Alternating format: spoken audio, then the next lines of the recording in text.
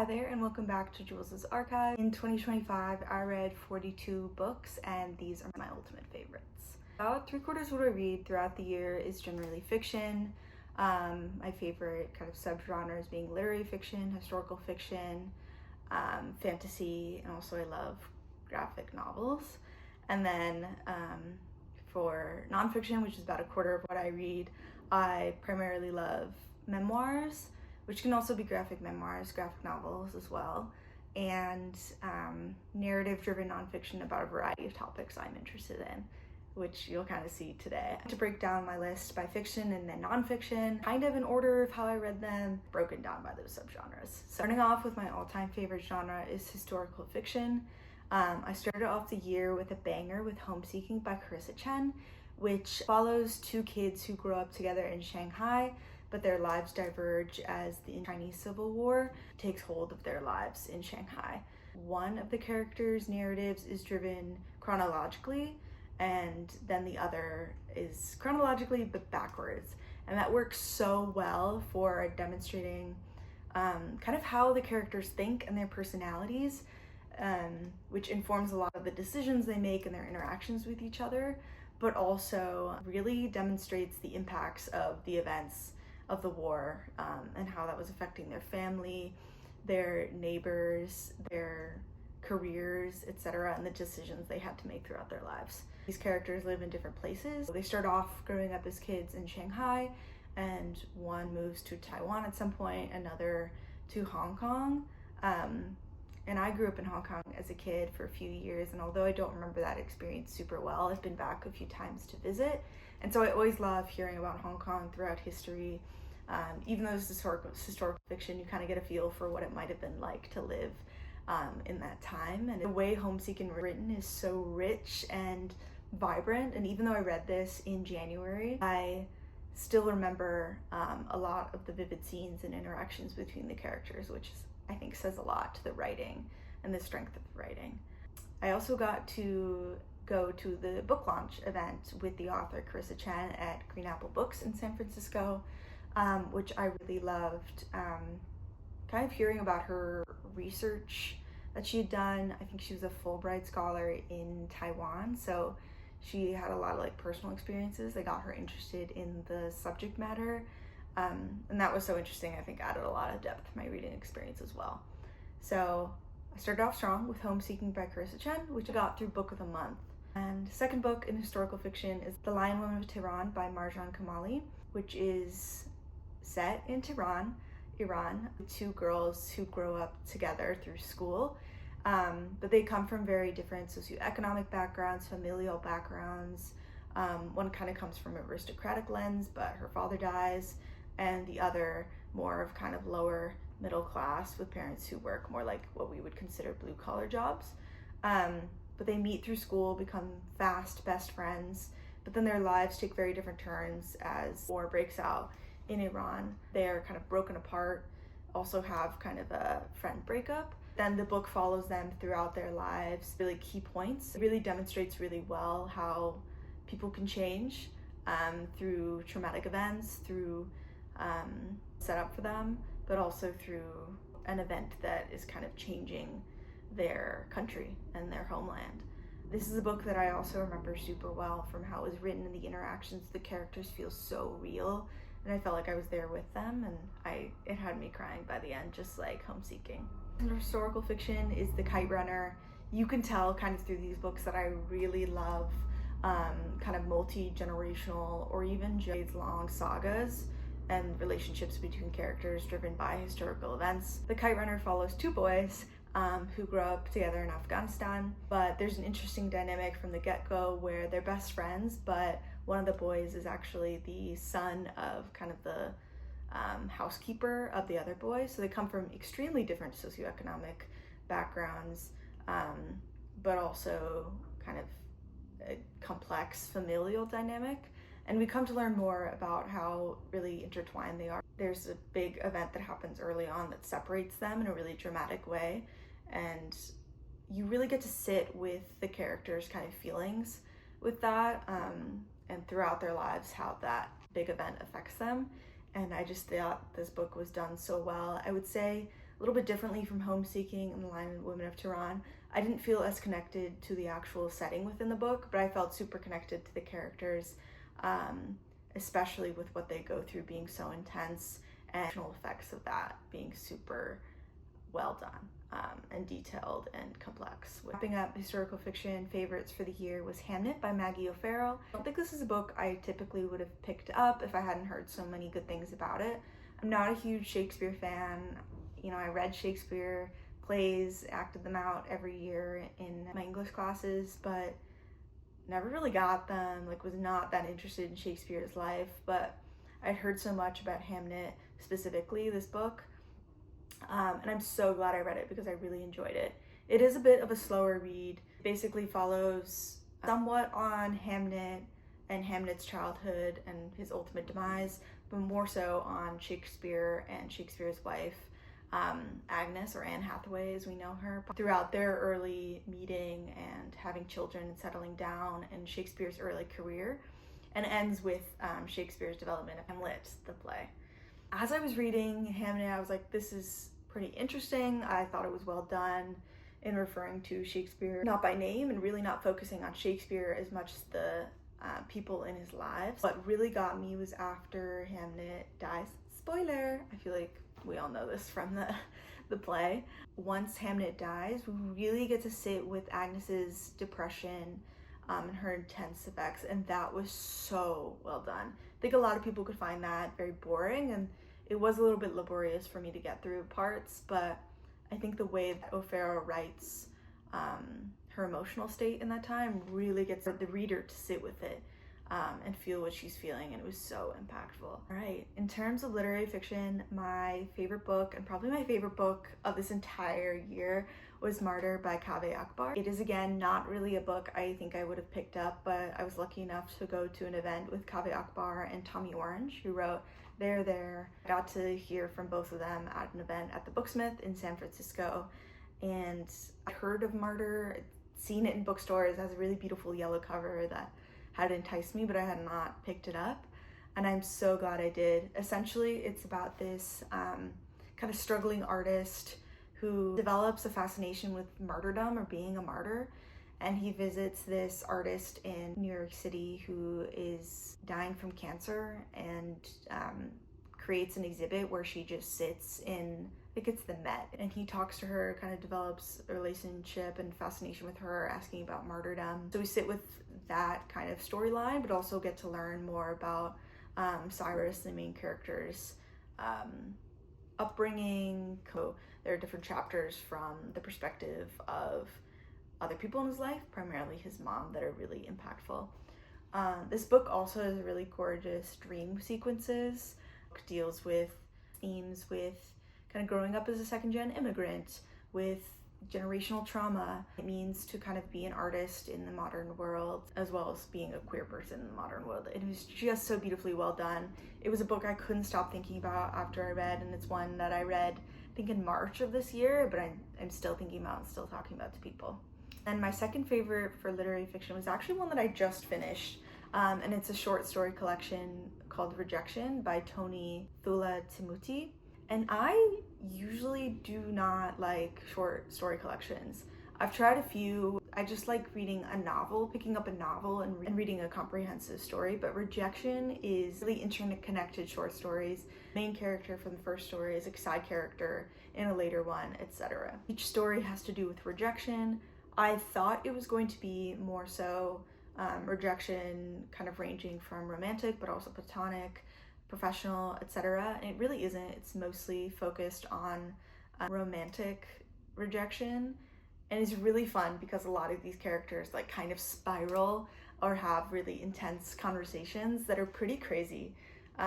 This is a book that like I first was talking about with my mom, and then after I read it, I was like, you do not want to read this. It's like filthy, it's crazy, like you would not like it, just knowing her taste. There's like anyone in their 20s that is like Gen Z or even like a millennial would really enjoy this, because it's very much kind of speaking to rejection with someone who's grown up like with the internet and the pressures of kind of growing up in the 2010s and the 2020s. I will say the end of the book gets like really meta, a little bit too meta, I think. but it's still a really good read nonetheless, and I really, really enjoyed it. It's one that I think I'm also going to be thinking about for a while. I can't believe that a short story collection made it onto my favorite books of the year. I didn't read as much fantasy as I usually do, but one that I really loved was Sunrise on the Reaping. I was a huge Hunger Games fan growing up, and I liked Songbirds, or The Ballad of Songbird and Snakes, and that came out in 2020, but I was really excited to read about Haymitch's games this year. So it follows Haymitch Abernathy, who is the only living District 12 victor, and he is Katniss and Peeta's mentor throughout the games, and pretty much throughout all 3 books he's a mentor to them. Sunrise on the Reaping was just so heartbreaking. This book probably made me cry the most out of all the books I've read this year. Suzanne Collins just really knows how to have an impact. I think it was also extremely relevant to what's going on in the United States politically right now. And I would recommend this book to all young readers, or even like adults, regardless of whether or not you've read The Hunger Games or enjoyed The Hunger Games. All right. And then I loved one fiction graphic novel this year, which was Spent by Alison Bechdel. I pretty much read all of Bechdel's backlog this year with all her graphic novels, and Spent I really enjoyed. I got to hear from Bechdel in San Francisco at the Sidney Goldstein Theater, and that was really fun to kind of get to see kind of how she envisioned the story. Spent is generally about Bechdel's relationship to money throughout her life, but it is fiction in that the cast from Dykes Top 4, her comic strip that she'd done for decades, those characters kind of become like her family and friends in this graphic novel. So it's a bit of a departure from her graphic memoirs that kind of blew up her career in Fun Home and Are You My Mother, because it incorporates her life and her wife's life, but with kind of like a play on real events, as well as like bringing in the characters from her comic strips throughout the year. So I thought it was a really fun take. I previously read The Secret to Superhuman Strength, which is a graphic memoir about Bechdel's relationship to like fitness and wellness. And I thought that book fell flat because it just wasn't that interesting. Like, it just felt like it was just a catalog of everything she had tried, and that was kind of it. But with Spent, I think it could have fallen into the same trap of just being, you know, like about her relationship to money and how that's changed throughout life, which really isn't all that interesting in and of itself, but in incorporating kind of a play on real events and bringing characters brought on a new life for this novel, and really just made it such a fun experience, but also like really heartwarming in having the cast, as we know from Dykes to Watch Out For. So I really, really enjoyed that book, and it was kind of like a psalm for the soul this year. And then hopping into nonfiction, I mostly read memoirs this year, and kind of staying on the graphic novel lens. My favorite graphic memoir this year was Fun Home by Alison Bechdel. Follows her relationship with her dad, finding out that her father was gay, but also like had sexual relationships with young boys. So there's a really complex dynamic there, especially as had a lot of conflict with her father growing up and not really understanding like the basis of his anger and different decisions that he made, especially within the family. So I think it was done really well to kind of show the complex feelings and grief around losing your father, but also kind of finding out really dark secrets of his life, and how that affects his relationship with your mother as well. I didn't love the graphics novel style of Fun Home, but for me to have it in my favorites and not love the art style really says a lot about the story, I think. So well done, so introspective, and you can tell Alison Bechdel is just whip smart and an amazing storyteller. The next memoir I have is Know My Name by Chanel Miller. Miller is a writer and author, but also was the survivor of a really notorious sexual assault case that happened on Stanford University's campus. And this memoir chronicles her experience, early career, going through this rape and sexual assault, to how that affects her throughout her life as she tries to, move on, but also go through the case against her perpetrator. And it's just so powerfully written. I cannot imagine what it's like to go through an event like that, go through something like that, where you feel so violated, and that would take kind of away a sense of autonomy, and chronicle that so meticulously and detailed. And the way she did that is so heartbreaking, but also so illuminating.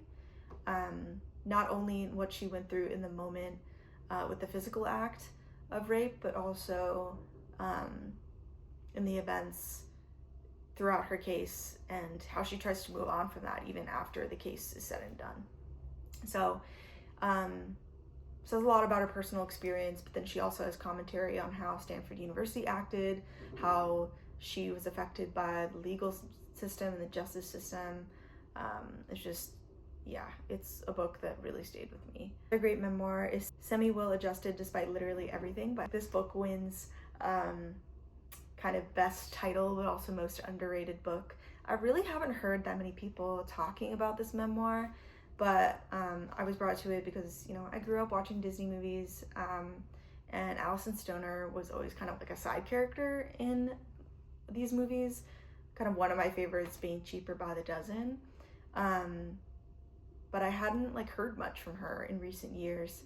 And so I was really curious when her memoir was coming out what her experience with Disney would be, and kind of growing up as a child star would be. And I thought this book was just going to be like the events of kind of what she went through, and that would be, kind of distressing and fucked up, but that would be it. But at the end, it really kind of transitions into, or really throughout the book, it transitions into commentary on how Hollywood treats child stars and child actors in general, and how that affects their well-being and their kind of lives later on, and different themes like financial manipulation, etc., that I think are really important, and I learned a lot about from this book. So if you liked I'm Glad My Mom Died by Jeanette McCurdy, I think you would really enjoy this book as well. It has similar themes, but is a different child star's story, and kind of takes on similar topics, but from her perspective. And she has a really interesting background, kind of in her work post-acting, being focused on kind of child actor wellness, and kind of creating spaces on sets for child actors to thrive personally as well. So she has a lot of interesting perspective to share through this memoir. The last memoir I really enjoyed this year, They Call This Exceptional and Other Lives That Raised Us by Prachi Gupta, which I picked up because it's about a second-gen Indian American immigrant, and her experiences growing up with a really intense family academically, but it is so much more than that. This memoir deals with yes, a lot of consequences of being Indian American and kind of straddling two cultures, but also mental illness.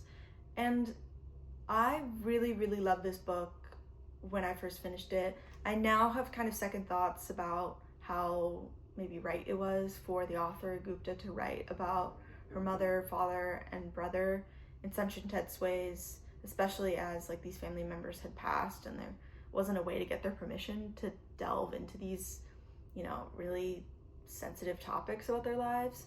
So I don't know how I feel about that aspect anymore, but I will say I do think that this book would probably be net positive for people who are straddling two kind of cultures, growing up as a second-gen immigrant with kind of a generational trauma from adults in their lives, kind of the pressures that come with that. But yeah, I do have a little bit of mixed feelings about that, but I think if you can relate to that experience in any way, or are curious about other people's perspective on that, I think it's worth reading, because it brings up a lot of questions about expectations, and kind of what it looks like to assimilate, but also stay tied to your culture that you grew up with. So I think it's still worth a read, and it was really impactful for me. So other nonfiction, I really enjoyed Muscle, The Stuff That Moves Us and Why It Matters by Tsui. I read Bonnie Sue's first book, Why We Swim, a couple years ago, and I'm a big swimmer. Like growing up, I still swim recreationally now, and I love that memoir. It wasn't a memoir, it's narrative driven nonfiction, so it's kind of written in the style of a memoir, but Why We Swim covers kind of swimming through different cultures. So she travels around the world, travels with notorious figures or meets with notorious figures in swimming, professionally, personally, etc. And just kind of talks with them, learns about what swimming means to them and what it does for them physically. It's just an incredible book that I would recommend to any swimmer. And On Muscle is kind of similar, but it's focused on building muscle. Bonnie ends up being very active, and so fascinated by muscle. And so she kind of sets out to talk to people who are bodybuilders, who work on research labs to kind of understand muscle and how to grow muscle. And I didn't love it as much as Why We Swim, but I still really, really enjoyed it. I think Bonnie Tsui, like I would never thought I'd read a book about muscle, just generally. Like I love swimming, but I don't necessarily, are that fascinated in anatomy or nutrition, etc. But the way she writes this is just so narrative driven. It's just really written from the heart. You can tell it's something she's really excited about and passionate about. And that was kind of transferred to me as a reader. And so I got really interested and really, really enjoyed it.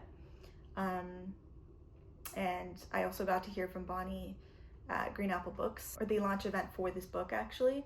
And that, again, kind of elevated my reading experience and really piqued my interest. And again, her excitement and passion just kind of transferred onto me. And then the next nonfiction book is Algospeak by Aleksic. Adam is also known as Etymology Nerd on TikTok or Instagram, and I have followed his content for years. I've just always really loved kind of history, but also figuring out where words come from. And so I've always loved his content. I just think he's so succinct, but really has brought kind of a new light to a topic that I wouldn't have thought about much. And Algospeak focuses on kind of how we speak on the internet, or as the name kind of implies, through the influence of algorithms on social media.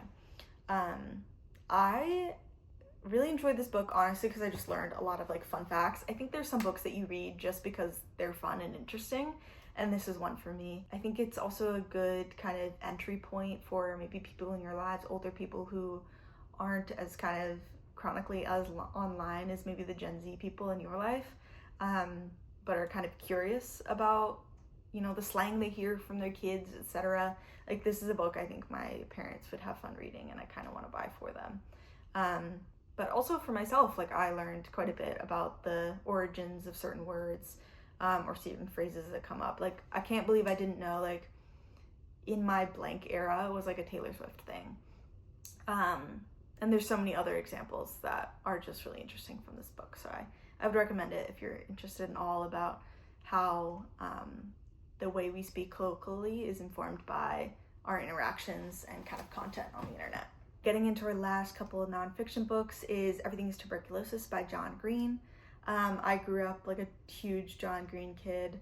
I loved his novels growing up. Don't think any of them are like super amazing now, kind of in hindsight, but they did make me think about really important topics, mainly around like mental health as a kid.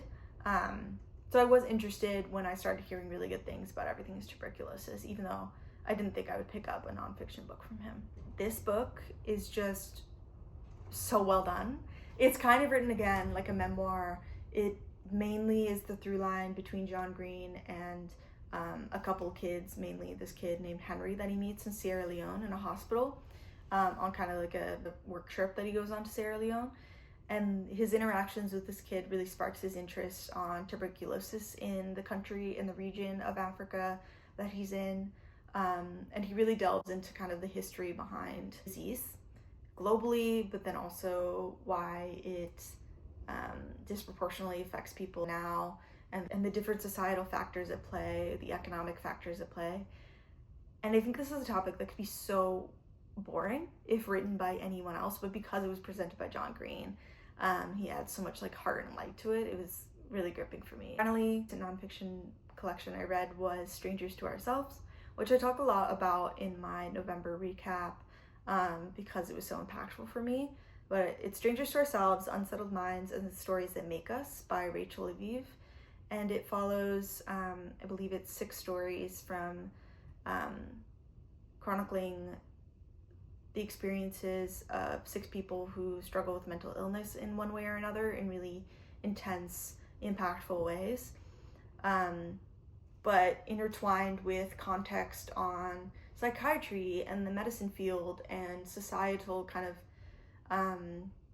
perceptions of mental health at that time and in the country that these people are in. I think it brings up a lot of questions on mental health might be viewed as it is, or why it kind of crops up for these people based on their individual experiences. And I don't think I can do it justice without you reading it. It's just one of those books that I think I am just telling everybody to read and then talk to me about. So if you're interested at all in kind of the field of psychiatry or in psychology, medicine, etc., I definitely recommend reading Strangers to Ourselves. It's definitely well worth it. I read 42 books in 2025, and these were all my 5-star reads. I hope you find one of your next reads from this. Don't forget to like, comment, and subscribe. Let me know if you plan to read any of these, or if you have read them, what you thought. I'd love to chat about them in the comments below. Yeah, till next time. Bye.